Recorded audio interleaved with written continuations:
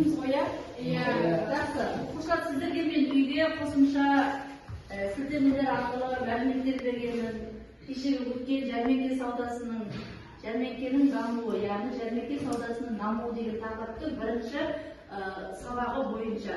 Сол бойынша қазір сіздерден үйге берілген борттар әдісі арқылы сіздерден қазір тесті алынады. Барлығымыз қол көтеріп, шамамыз келгенше жауап беріп отырайық. Түсінікті ғой, иә?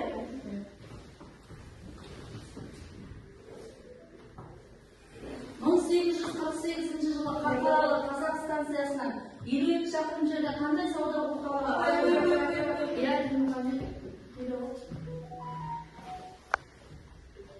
Өте жақсы, отыра қош келесі.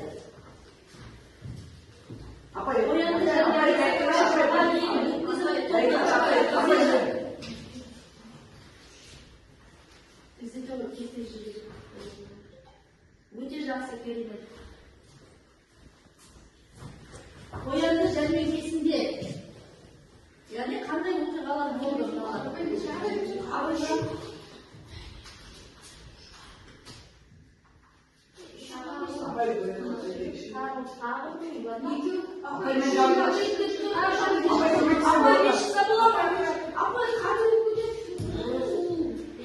Мемлекет банктің мүшесі және шенеуніктер орны қабылдауға ашылды.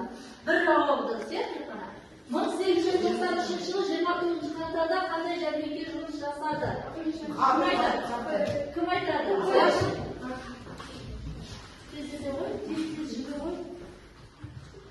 Халықаралық жәрмеңкесі. Дұрыс па? Ірі жәрмеңкелерде қазақтың бүкіл әлемге танымал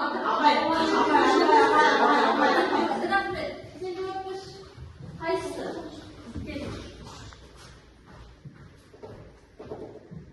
Ол керемет, өте жақсы, отыра ғой.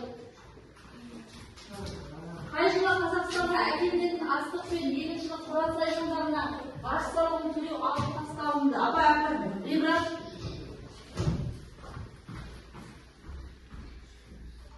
Өте жақсы, керемет. Қоянды жәрмеңкесінің негізін қалаушы кім? Аяулым?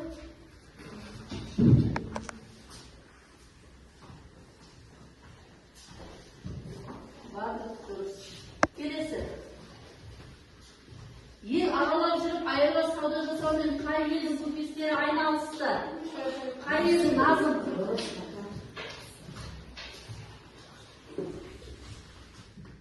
Орыс, татар, Орта Азиялық көпестер. Келесі. 19 ғасырдың екінші жартысындағы неғұрлым ірі сауда орталықтарын ата, Нұркен.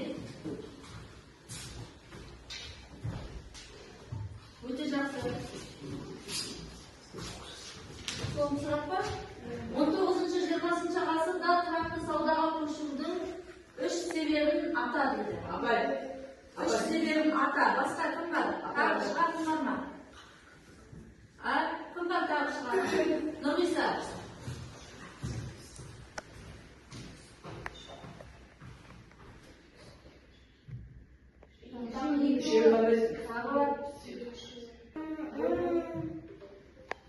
Өте жақсы, керемет. Үш жауабында табылды. Жақсы оқушылар, ендеше бүгін өтетін тақырыбымыздың дәптерімізді ашамыз, кімнің жазылды? 4-ші наурыз.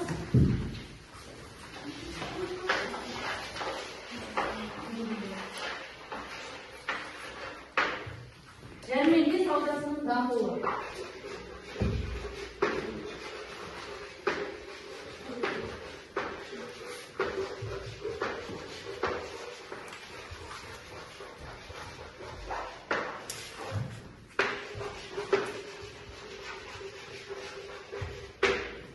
Яғни жәрмеңке саудасының дамуы деген тақырыптың екінші сұрағы, екінші сабағы. Оқып қояйық, тақырып жазып қой. Жақсы оқушылар, мұнда бүгінгі жалпы сабағымыздың негізгі мақсаты тақтада тұр, тақырыпты жазып алайық бәріміз.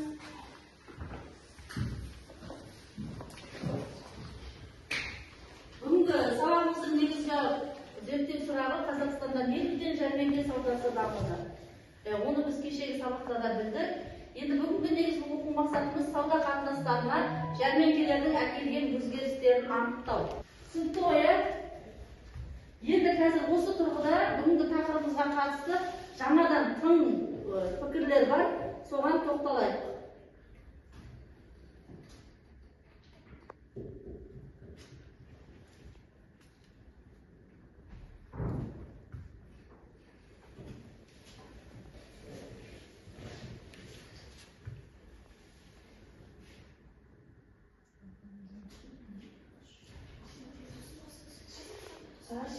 Оныншы ғасырдың ортасында қазақ жеріндегі негізгі сауда орталықтары қайда болды?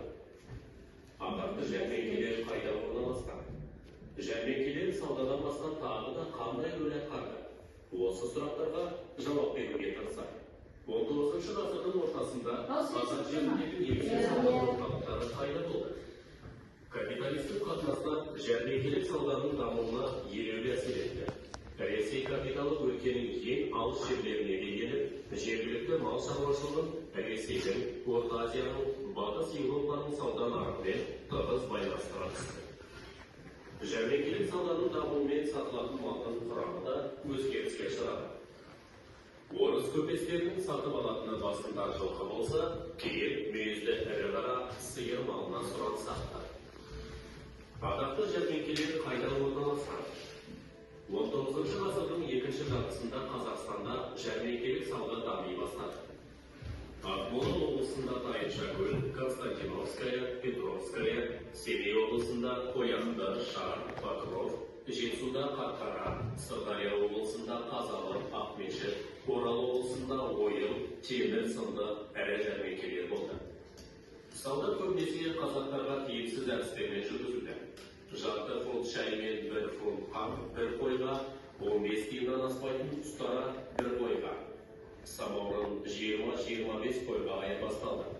Қазақстанның сауда қатынастарын жүргізген елдері негізінен Орта Азия, Монғолия, Қытай болды. Жәрмеңкелер саудадан басқа тағы да қандай рөл атқарды? Әлеуметтік мәдени салада жәрмеңкелер ерекше рөл атқарды. Ел ағалары бас қосып жиын өткізді, билердің төтенше съездері де осында өткізілді. Ірі спорттық шаралар, ат жарыстары, ұлттық ойын түрлері өткізіліп тұрды. Атақты балуан Қажымұқан Мұңайтпасұлы жәрмеңкеге жарысқа түсті. Ақан Сері Балуан Шолақ, Жаяу Мұса, Майра Шамсудинова, Әсет Найманбайұлы, Әміре Қашаубайұлы да жәрмеңкелерде өнер көрсеткен.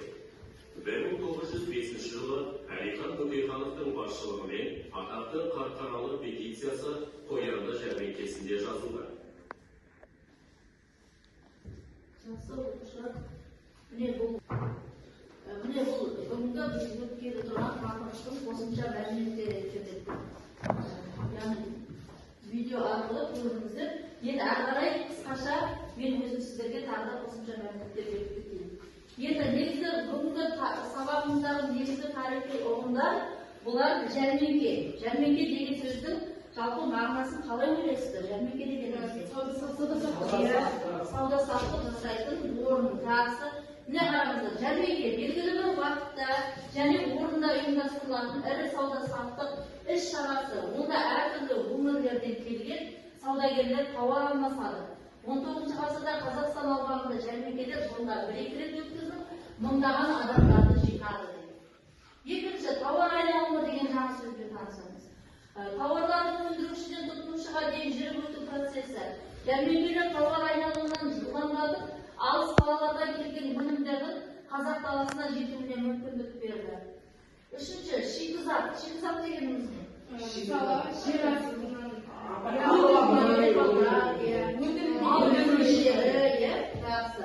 Өңделмеген немесе аз өңделген табиғи ресурстар мен өнімдер Қазақстаннан негізінен мал, жүн, тері сияқты шикізат тауарлармен жәрмеңкелер арқылы экспортталды. Экспортталды деген не? Басқа елге шығарылды. Ал келген тауарды импорттаймыз, сыртқа шығарылған тауарлар. Келесі делдал дейді. Сатушы мен сатып алушының арасындағы делдалдық қызметті атқаратын адам. Жәрмеңкелерде делдалдар маңызды ұйғатқа мәмілелерді жүзеге асыруға көмектесті дейді. Делдал сатушы менен сатып алушының арасындағы.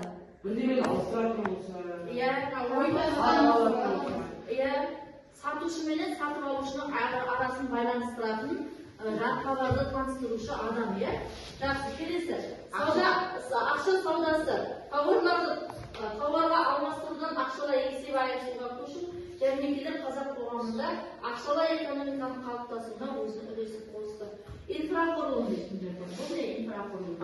Көліктер транспорт. Иә, экономиканың дамуына қажетті жолдар, байланыс желілері, қонақ үйлер, почта бекеттері сияқты объектілер жүйесі. Жәрмеңкелердің дамуы осы инфрақұрылымның кеңеюіне алып келді.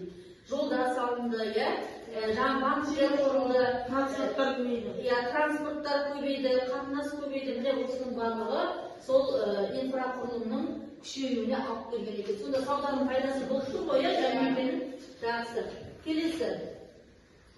Енді жәрмеңке саудасының құрылымы сауда бағыттары мен тауарлар дейді.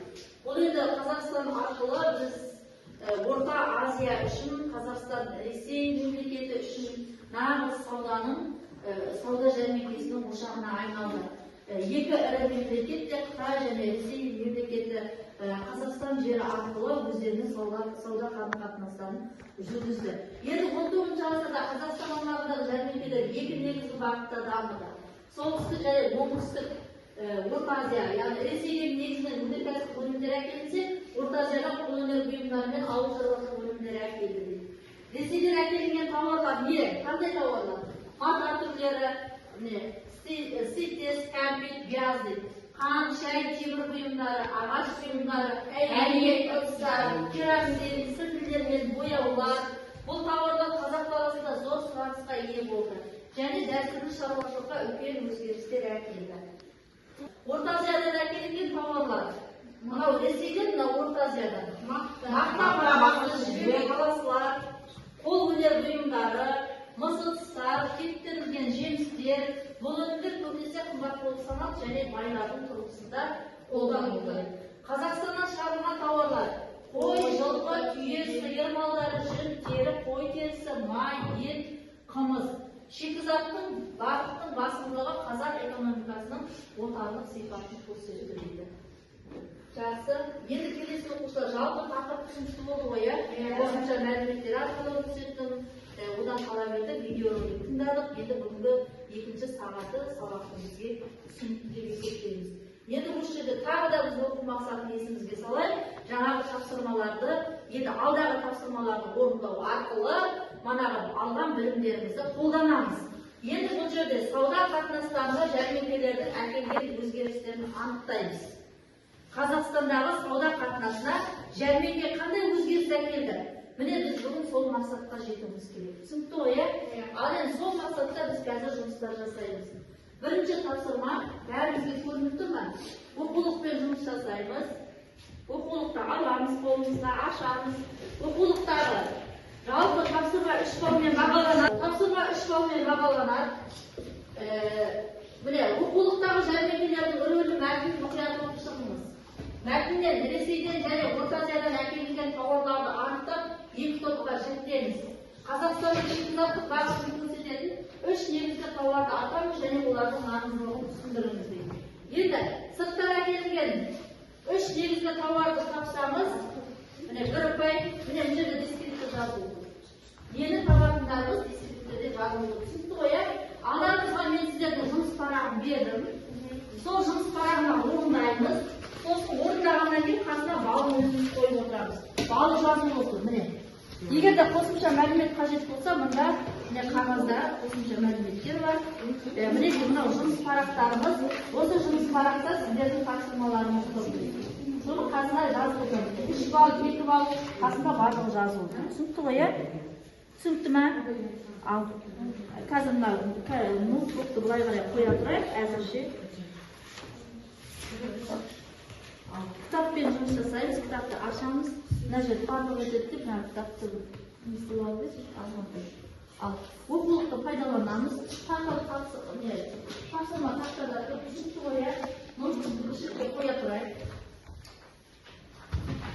Тапсырма бойынша жұмыс жасаймыз. Міне мына жерде тапсырмаларымыз көп оқушылар. Міне мына 3 сұраққа жауап бересіздер. Сол 3 сұраққа жауап берсеңіздер 3 ұпай аласыздар.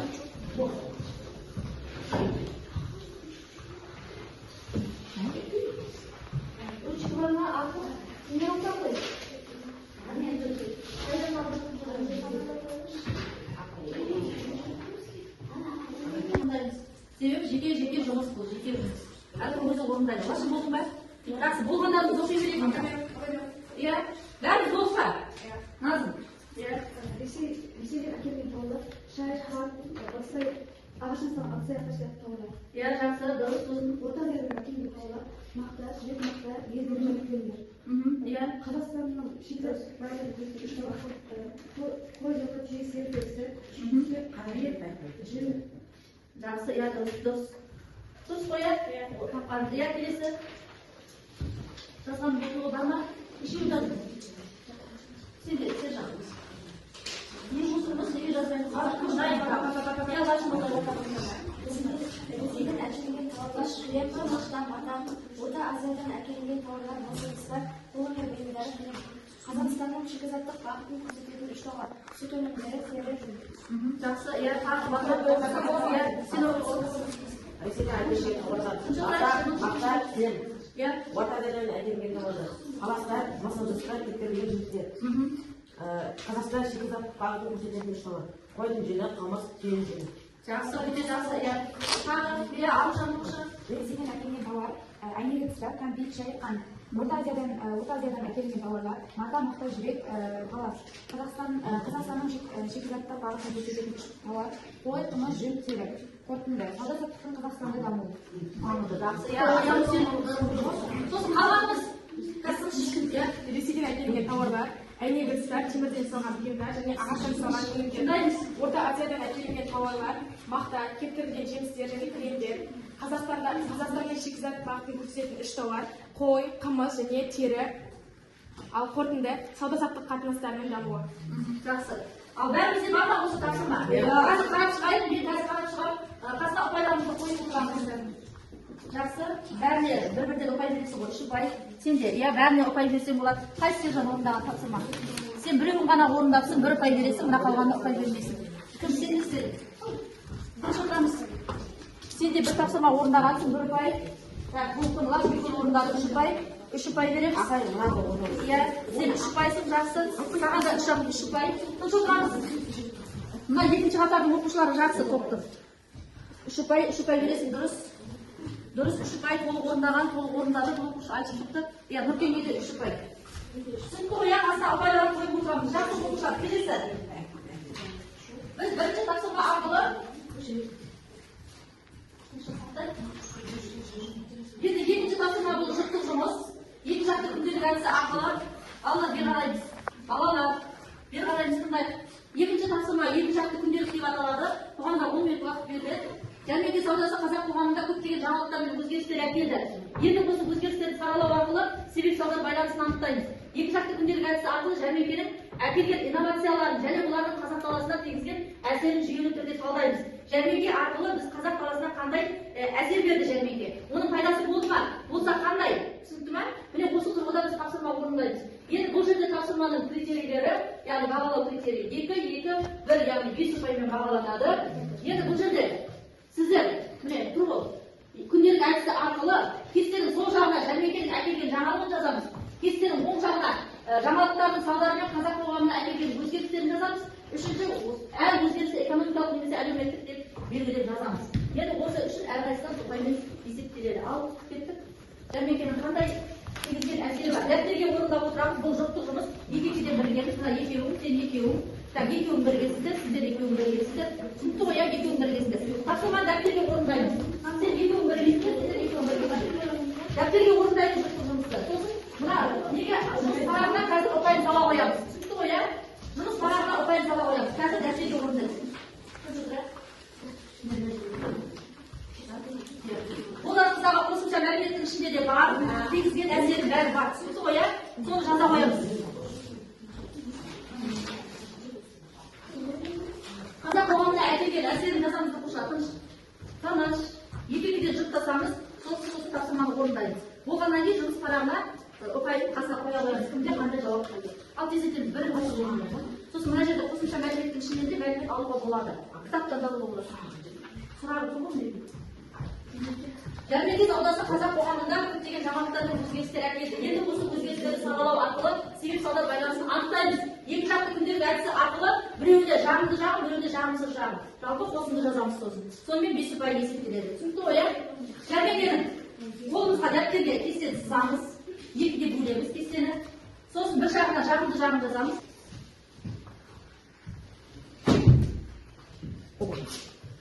Тапсырма мына оқушылар, міне. Тапсырма міне. Соның жағымды және жағымсыз жағын жазамыз. Міне бүйтіп жазуға болады. Жағымды, жағымсыз деп аламыз. Қанша тұрады? Мынау.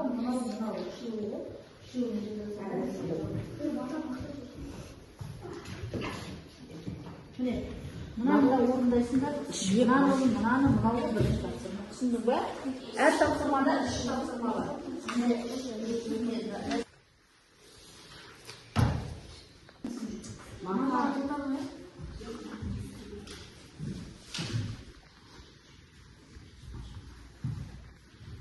Болған топ бар ма?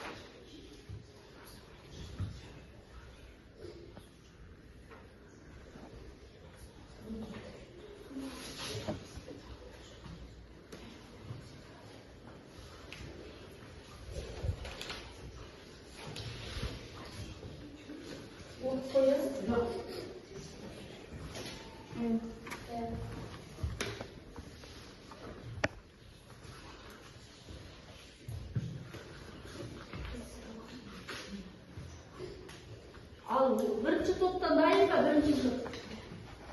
Nazım ben Dinahmet dayısın da. Ya dayısın mı? Al oku bu. Nazım ben Dinahmet. Ya жағымды жағынан. Жәрмеңкенің, яғни тигізген пайдасы, я? Жағымды жағына 2 нәтиже жазамыз.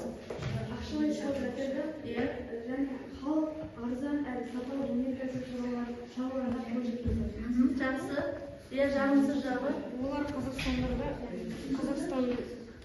қазақтардан малды арзанға алып, жәрмеңкеде қымбатқа сатып,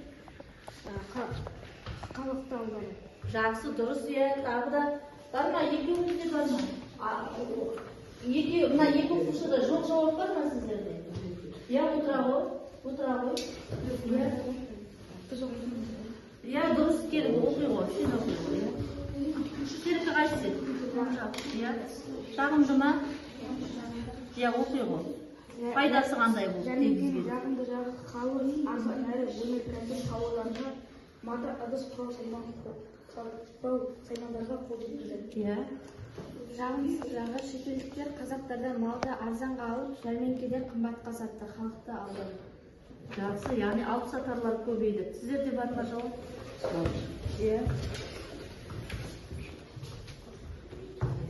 Халық арзан жағымды жағы. Халық арзан әрі сапалы өнеркәсіп тауарларына мақта ыдыс құрал саймандарға қол жеткізді. Жағымсыз жағы. Қазақтарда малды арзан сатып алып, кейін қымбатқа сатты. Халықты алдады. көптеген шаруалар қыста тауарды несиеге алып, жазда оны 2 есе қылып қайтару керек болды. Жақсы. Ал қорытынды ойларың бар ма осыда 5-ші? Иә. Қорытынды. Жәрмеңке арқылы сауда жасап, пайдалы және пайдасыз жағында болды. Иә, білді, иә, жақсы. Бар ма сіздерде қорытынды ой жазған оқушылар? Қорытынды ой жазбасаңыздар сіздер 2-2-ден 4 ұпай жазасыздар. Сіздер де сол. Мына жерде мына жұпта ғана қорытынды ой бар, мына жұп 5 ұпай жасады. Иә? Қалғандарын Жағымды 4 ұпайдан жасамыз. Жағымды жағы. Халық арзан әрі сапалы өнеркәсіп тауарларына қол жеткізді. Халық өкілдері және басшылар, басқа елден келген туристер пікір алысуы.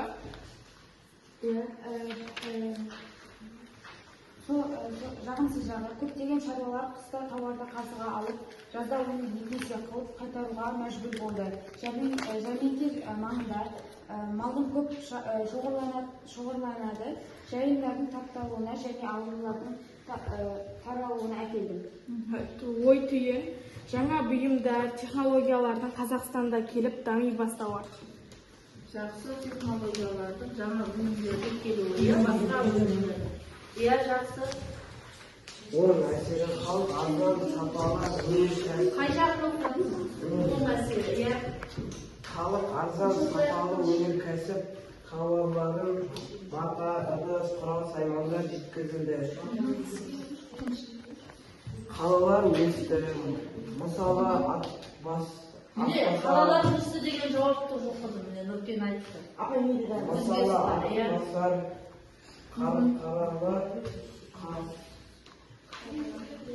қалалар жәрмеңке арасында өседі.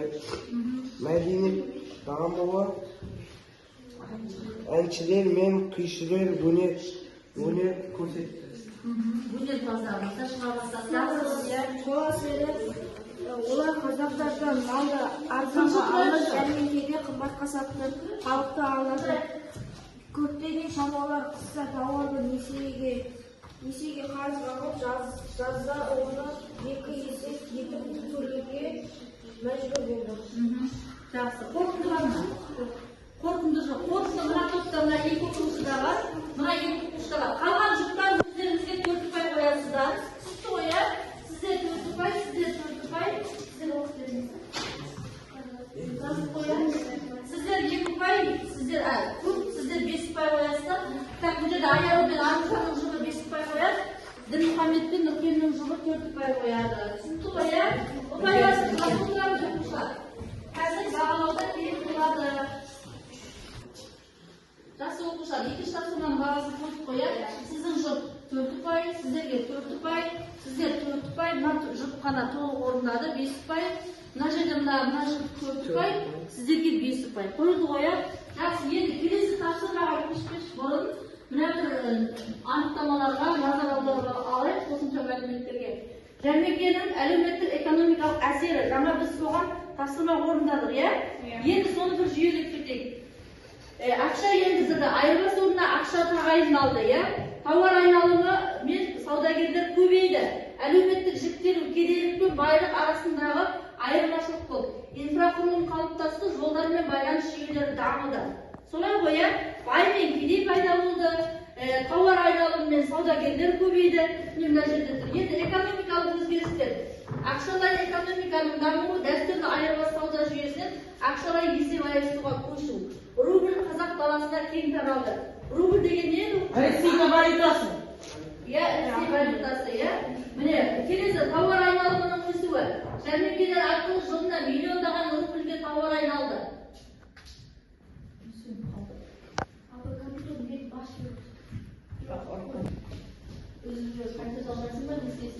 Саудагерлер тобының қалыптасуы. Қазақтар арасында кәсіби саудагерлер пайда болды. Саудагер баярлар, яғни шикізат бағытының күшеюі Қазақстан Ресей өнеркәсібі үшін шикізат қоймасына айналды.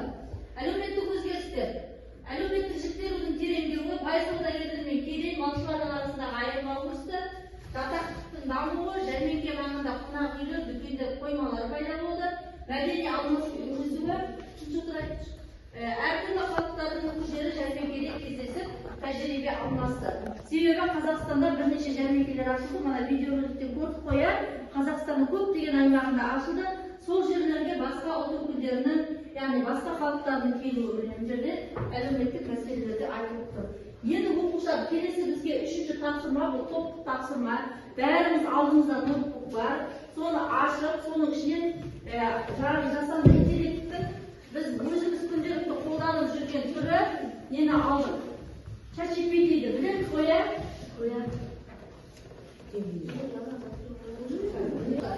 Қазір біз ана ChatGPT-ға промпт жазамыз. Промпттың өзіміздің не сұрағымыз келіп отырғанын сұраймыз, өзімізге қажетті сұрақты ChatGPT-ға жазып, біз қазір мәліметті білеміз. Жасанды интеллектпен жұмыс жасаймыз. Бәріміз топтасып отырып, әр топ өзінің алдындағы ноутбукпен жұмыс жасайды. Енді қазір сіздер ноутбуктан не сұрайсыздар ChatGPT-ден? ChatGPT-ден бұл сұрақ, жи платформалары арқылы жәрмеңкелердің инфрақұрылымдық дамуға әсерін тереңірек зерттейміз. Балалар, неге тыныштық тұрмайсың? Тапсырма қоямыз, сұрақ қоямыз. Жиге сұрақты өздерің жазасыңдар ChatGPT-ға. Сосын, сол ChatGPT-ға жазған жауаптарыңыздан 1 балл жәрмеңкенің әсерінен дамыған инфрақұрылымдық нысанды жазасыңдар. Почта, бекеттері, қонақ үйлер, жолдар деген сияқты. Екінші, жи деректерін оқулықпен салыстырып дәлелді тұжырым жасаймыз. Сіздерге жидің берген жауабымен кітапты салыстырамыз. Салыстыра отырып оған жауап жазамыз. Түсінікті ме? Енді қазір сіздер мынаны жиден мынаны сұрайсыздар. Жи платформалары арқылы жәрмеңкелердің инфрақұрылымдық дамуға әсерін тереңірек зерттейміз. Бұл тапсырмасы деп ойлауды, деректерді салыстыруды және тарихи ақпаратты бағалау дағдыларын дамытады. Енді қазір сіздер ChatGPT-дан білемін. 19 ғасырда жәрмеңкелер қазақ даласындағы инфрақұрылымның дамуына қалай әсер етті? Міне сұрақ тапсырма. Түсінікті ме? Осыны ChatGPT-ға жазамыз. Жиға жазамыз, промпт ретінде. Сосын осының жауаптарын алып, мынаған мынандай қылып жазамыз. 1 балл, мынадан 1 балл. Біреуінде инфрақұрылымның нысандарын жазамыз, екіншісінде сол жи берген деректі кітаппен салыстырып отырып жазамыз. Түсінікті ғой, 2 ұпай аламыз. Әр топтағы оқушы 2 ұпайдан жауап алады. Бәріне қатысса. Түсінікті ғой, топ жетекшісі. Мына жерде Назым, мына жақтан кім? Ғибрат, мына жақтан Аялу. Сосын осы Аялуға үшін көмектесесіздер, сіздер Ғибратқа көмектесесіздер. Сосын бәрін болғаннан кейін ұпайларын жазып отырасыздар. Сіздер кімге көмектесесіздер? Мен жазамын.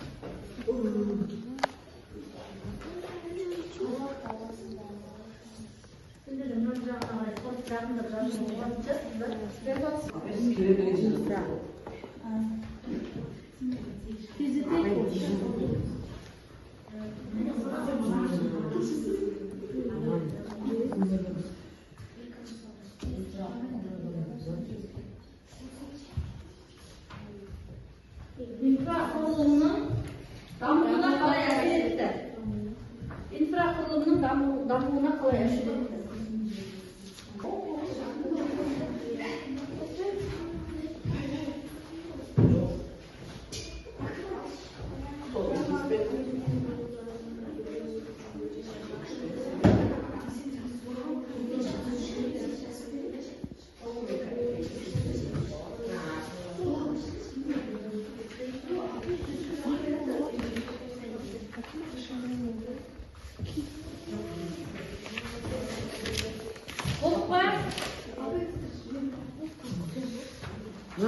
Bakıldım.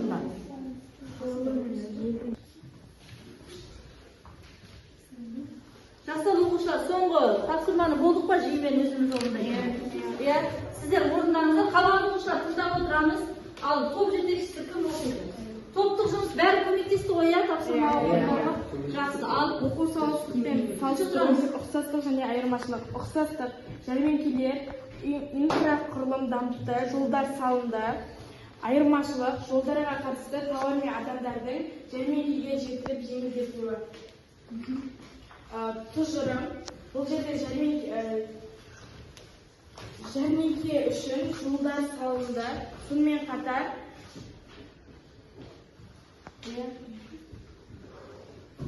тағы толықтырасыз.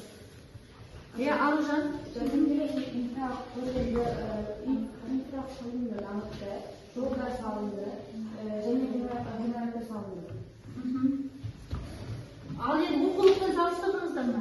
Иә, қандай салыстыру шықты? Яғни жаңағы жидің берген мәліметіменен оқулықтағы мәліметті салыстырдық па? Кім айтады кәнекей? Мына жиде шығып тұрған болса оқуға болады жазғандарыңыз. Ал кәне кім айтады? Бар ма? Бар ма? Апа ұқсастырмайды. Иә.